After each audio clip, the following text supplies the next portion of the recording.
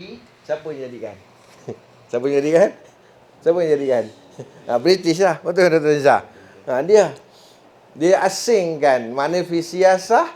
Itu semua bawah apa? Bawah Perlembagaan Persekutuan. Bab agama, dia kata balik pada Sultan. So, tu yang jadi gitu tu. Jadi British ni memang cerdik lah. Tapi nak kata ada rahmat, tak ada rahmatnya. Kenapa ada 14 buah negeri ni macam mana? Saya pun tak nak kata. Bagus tak ada 14 buah negeri. Kalau tak, kita tak ada 14 negeri, tak ada 14 sultan. Jadi begitulah keadaannya. Bagaimana tertubuhnya 14 buah Majlis Agama Islam Negeri.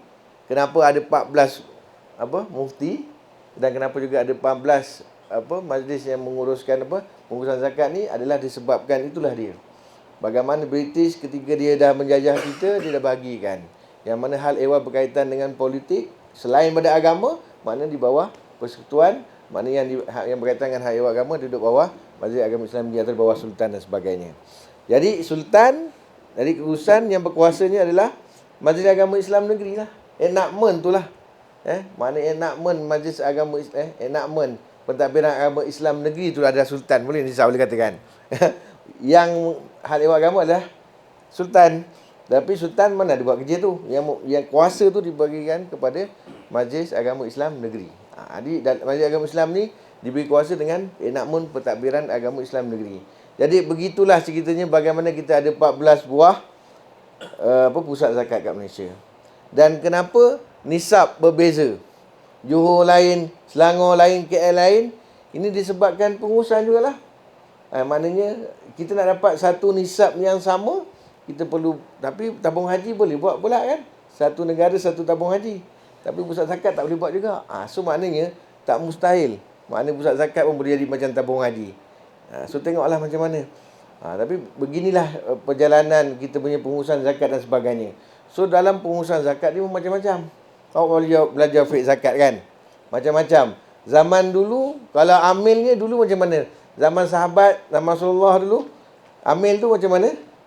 Macam mana dia orang kutip zakat? Mana semua isalul ummal lah. Nabi hantar. Semua pergi kutip Kutip zakat. Sekarang ni, ada tak orang pergi kutip zakat? Mana ada dah? Dah terbalik dah. Semuanya tunggu kan. Duduk dalam kaunter. Dan sebagainya. So maknanya, perkembangan dah jauh daripada dulu sampai sekarang macam mana. Dan kenapa Nabi hantar? Sebab dia tahu. Dia kata apa? Mu'zamun nas atau ba'dun nas. Ada yang manusia tu dia lupa. Dia kaya tapi dia lupa untuk bayar. Ada jenis orang yang kedekut pun ada. Ada orang dia tak ada bayar dan sebagainya. Jadi kalau kita tengok kes-kes mahkamah dulu, banyak tu. Kes mahkamah orang zaman-zaman dulu tak bayar zakat fitrah. Dipenjarakan sehari, 2 hari. Ada tertulis dalam perundangan-perundangan dan sebagainya. Dulu ada bendang kan. Ada kesnya tipu. Patutnya ada 20 relong. Ada beritahu ada 5 relong ni. So kena ramai kisah sejarah dan sebagainya. Jadi kita tengok bagaimana perkembangan zakat di sudut kutipan. Dulunya mana hantar je tu kan. Hantar je amil tu pergi kutip. Sekarang ni kaedah kutipan dah macam-macam lah. Betul tak? Kita ada kaitan apa yang terkini. Dulunya tentang isu bayar zakat guna SMS. Boleh tak? Semua kata haram. Habis mufti kata haram. Tiba-tiba lepas tu semua jadi harus. Lepas tu bayar zakat pakai ATM. Kan? Internet dan sebagainya. Jadi perkembangan tu banyak yang berlaku. So kalau kita tengok maknanya, itu kata maknanya dalam kitab-kitab turah tak ada cerita tu semua tu. Nak kena relatekan, kena kaitkan dan sebagainya. Sebab tu kita ni belajar turah, tapi kita kena belajar metodologi syariah tu. Metodologi syariah macam mana kita nak istinbat hukum daripada turas menggunakan juga dengan metodologi syariah yang terkini. Metodologi ni maknanya kita kena gunakan yang turas tu kita dah kuasai. Jadi macam mana nak kita dah kuasai turas, kita nak kuasai metodologi yang lain tu. Kalau belajar ni ada metodologi lain. Maknanya satu, dokumentasi tu dah komod. Tapi maknanya kajian yang membentuk temu bual kita kena laksanakan. Kajian yang bentuk survey kita kena laksanakan. Kena faham tu. Macam mana laksanakan survey, macam mana nak laksanakan. Kat sini ada belajar tak? Macam mana buat statistik Ada tak? Tak ada kan? Nak dengar ihsaiyat tak belajar? Hilang akal kalau belajar kan. Dr. Adli dia memang cekap. Maknanya kita banyak buat kajian-kajian yang menggabungkan antara dirasah kaifiyah dengan kaimiyah. Apa dengan kaifi wa kami. Kaifi ni yang bentuk temubual, kan? And then ada yang bentuk yang apa? Kami, yang bentuk statistik ni semua kami ni. Jadi kita kena dah tiba masa sekarang ni. Tapi sekarang ni kita masih buat assignment, kita akan guna kitab turah lah. Kan? Sebab ilmu tu tak diajar lagi. Tak tahu kalau di sini master PhD dia belajar tak ihsaiyat tu. Ada tak belajar? Kalau ada kan. Kalau tak ada benda tu dah kita kena belajar. Nanti kita akan tengok macam mana luasnya ilmu istinbat hukum ni lah. Sekarang ni kita buat kajian-kajian hukum pun kita tak guna sekadar kajian yang bentuk turah tu. Jadi dalam yang berkaitan dengan zakat ni mana kita pakai. So macam kita banyak buat kajian berkaitan dengan had kifayah contoh kan. Hari ni kita baru selesai tu nak nentukan kadar kemiskinan di negeri. Contoh yang kita buat di negeri Kuala Lumpur, kita buat negeri Perak, negeri Negeri Sembilan, nak tentukan tu. Nak kira miskin macam mana sekarang ni. Kata gunakan had kifayah tu. Had kifayah tu ada tulis lah dalam kitab. Dia cerita berapa sehari makan dan sebagainya, nak kira miskin berapa sebagainya. Tapi nak tentukan ni, kita ni nak tentukan ni. Mana kita ni yang nak tentukan. Orang tu kira miskin, layak terima zakat. Kalau tak miskin, tak layak. Kami dah buat 2-3 negeri ni.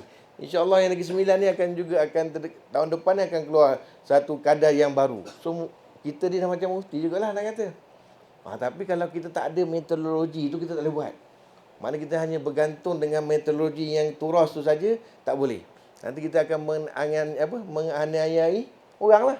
Orang tak miskin, kira miskin. Orang tak kaya, kira kaya. Ini antara benda-benda yang tengok. Jadi di samping juga dengan tafsiran-tafsiran tu kan. Sekarang ni tafsiran kan kita ada 8 asnaf. 8 asnaf kita pun sekarang ni ada negeri yang terus keluarnya perkataan rikob tu. Dekat sini ada bincang tak buat rikob macam mana ustaz-ustaz? Syekh-syekh cakap apa kat sini? Rikob tu masih lagi hamba ke ataupun dia peluaskan? Dia tausik dia punya tafsiran ni. Ke masih lagi dan sebagainya. So ada negeri-negeri kita di Malaysia, 3-4 buah negeri ni ada yang memperluaskan tafsiran rikob ni. Mana kalau hamba betul tak adalah. Kalau mazhab Syafi'i memang tak adalah. Tapi dengan guna pandangan-pandangan Rashid Ridha dan sebagainya, kalau Selangor dah ada rikob, diperluaskan. Sampaikan pondan nak pulihkan LGBT pun diberikan zakat. Orang yang terlibat dengan menagih dadah diberikan zakat. Bukan bagi zakat pada dia tu, diberikan pada NGO untuk pulihkan dia. LGBT-nya, yang pelacurnya, nak bebaskan dari pelacur, pelarian, banyak. So kita nak kena. Tapi kalau dalam kitab turas tu, dia kadang-kadang ada kecil-kecil tu. Ada yang kalimah-kalimah yang umum dah. Kalau mana dia boleh diperluaskan lagi. So pembacaan kita kena luaskan lagi. Ini yang berlaku sekarang ni banyak lagi. Maknanya kalau kita tengok ada skim-skim yang kita tengok, ada yang baru, skim yang lama dan sebagainya. Kalau kita tengok dalam kitab tu je memang kalau nak bagi zakat tu sekadar yang tu saja. Kalau negara luar tu memang macam tu je kan. Tapi kalau kat Malaysia ni dia berkembang luas ke seluas-luasnya. Jadi itulah kita kena lihat, kena raikan apa suasana sekarang. Dekat Singapura ni macam mana? Kadang-kadang ada nak bagi zakat kepada orang kafir macam mana, boleh tak boleh. Batu isu. Sekarang ni zakat ni pun walaupun kat Malaysia ni kita berjalan bukan berjalan dengan hukum. Kita berjalan dengan enactment. Betul tak? Kita berjalan dengan enactment. Kalau hukum kata haram, undang-undang kata harus, mana tetap hukumnya dua lah, harus. Kan maknanya macam tu. Sebab dia dah ditakeninkan. Ditakeninnya duduk dalam enactment pentadbiran agama Islam. Nanti maknanya adik-adik semua kata, hukum haram-haram ni. Kita Malaysia tak berjalan dengan hukum. Kita berjalan dengan macam mana? Berjalan dengan enactment. Maknanya dah beritahu lah kalau gini. Tapi kalau kita pernah buat kajian tentang murtad. Kalau yang murtad ni orang tu dah mengaku murtad dah. Dah mengaku, kalau orang dah mengaku murtad, kalau dia murtad, dah keluar tak Islam? Keluar kan? Di sudut hukumnya, keluar. Tapi sudut undang-undang, dia kata, selagi tak mohon dekat mahkamah, kan, maknanya keluar dari Islam, jadi orang tu tetap apa? Islam. Tapi dalam keadaan nanti dia mati, tiba-tiba dia mati. Nak kira macam mana? So kalau dia mati, ikut undang-undang kita, sebab undang-undang lagi besar daripada, undang-undang lebih besar daripada Quran. Undang-undang lebih besar daripada hadis. Jadi maknanya kalau dia mati, Islam ke kafir? Ikut undang-undang Islam. Ikut Islam, kafir. Nak tanam kat mana tu? Tanamlah manzilatin. Kubur Islam, kubur kafir dan sebagainya. Macam mana? So banyak. So banyaklah sebenarnya kalau, sebab tu kalau boleh, bila buat assignment ni, tok guru dia bagi kita tajuk ke, kita yang cadang tajuk. Biasanya. Tak kelas-kelas. Kita jangan tajuk. Jadi kalau boleh, jangan tajuk tu macam At-Taharah fil Mazahib Arba'ah. Tu dah habislah cerita tu. Maknanya cari tajuk yang wakil tu. Situasi, tengok dunia. Tengok dunia, apa yang tak tajuk. Tahu baru tajuk tu syok. Bila kita tanya, bila kita sembangkan syaitan, sembangkan tu dia, dia pun, mungkin dia pun terdedah dengan tu. Kita tengok suasana sini, akan tengok daripada kitab lah. Jangan lagi tengok macam tu, di sudut usul fiqh. So, kita nak gabungan antara yang apa, yang dalam turas, dalam keadaan muasir tu. Bagi, baru dia nanti, baru kita belajar. So, kita nak tu. Disamping dengan metodologi itulah. Nanti kalau kita keluar hukum, ikut turas, wajib. Bila kita ikut metodologi nanti yang, statistiknya, mukabalah sasiahnya, dengan situasi semasa tu, mungkin daripada harus jadi wajib dan sebagainya. Inilah keadaannya. So, itu yang kita nak dekatkan supaya kita belajar ni. Kadang-kadang kita terlalu ta'asub kan. Ta'asub dengan tu pun tak boleh. So, kita kena insaf daripada ta'asub. Kadang-kadang orang tu ta'asub sangat. So, kena insaf daripada ta'asub tu. Walaupun dia ni macam dah betul, tapi kena tengok juga, ambil kira dalam aspek lain. Barulah kita boleh jadi orang yang apa? Yang tadilah, jadi fakih, daripada alim dan sebagainya. Okey? So, itulah. So, banyak cerita buat zakat. Sekarang buat zakat online-nya, zakat apa? Kriptonya. Banyak lagi ni. Tak habis, dia boleh cari satu-satu masalah. Setiap topik tu boleh buat sesuatu apa? Tesis pun boleh buat, assignment pun boleh buat, dikembangkan sebagainya. Belum lagi kita cerita kira pusat orang bayar zakat, orang bayar zakat ke negeri lain. Tu satu hal lagi. Kat Malaysia ada undang-undang. Dia tak boleh amil tu kutip zakat, amil Selangor pergi kutip dekat zakat apa? Dekat Perlis. Tapi yang sekarang ni Perlis kutip zakat dekat negeri lain semua. Perlis negeri kecil pun duit zakat lebih banyak daripada daripada negeri Kuala Lumpur dan sebagainya. Jadi sudut undang-undangnya salah. So kena baca undang-undang tu juga. Kita ni tak tahu, kita kira bayar je, kita anggap selesai dan sebagainya. So banyaklah isu-isu yang kita boleh berbincang dengan isu-isu semasa ni. So biarlah kita tengok dunia ni, nak tahu dunia ni baru tak tahu, kita tengok di sudut iskaliah, permasalahan dunia tu. Hari-hari tengok apa isu semasa dunia. So kita tengok masalah isu semasa dunia, itulah isu yang kita perlu kaji dan sebagainya. Jangan kita tengok dalam kitab turah saja. Tengok isu yang di kalangan kita di Madinah, di Malaysia, di dunia. Kan, dan sebagainya. Isu sekarang dah isu kutip duit lah. Kutip duit. Yang NGO kutip duit nak bagi Israel pula. Dah dia ambil pula persen, berapa persen. Terus ada kumpul duit tak Israel? Ada tak? Ada kumpul tak? Bukan bagi Israel kan. So maknanya macam kan dan sebagainya. Sebab kita tak ada undang-undang. Kita mana ada undang-undang wakaf. Sebab tu orang tu, mari berwakaf, mari bersedekah. Mana ada undang-undang tu? Cuma belum ada lagi tu. Dia ada macam sipi-sipi je.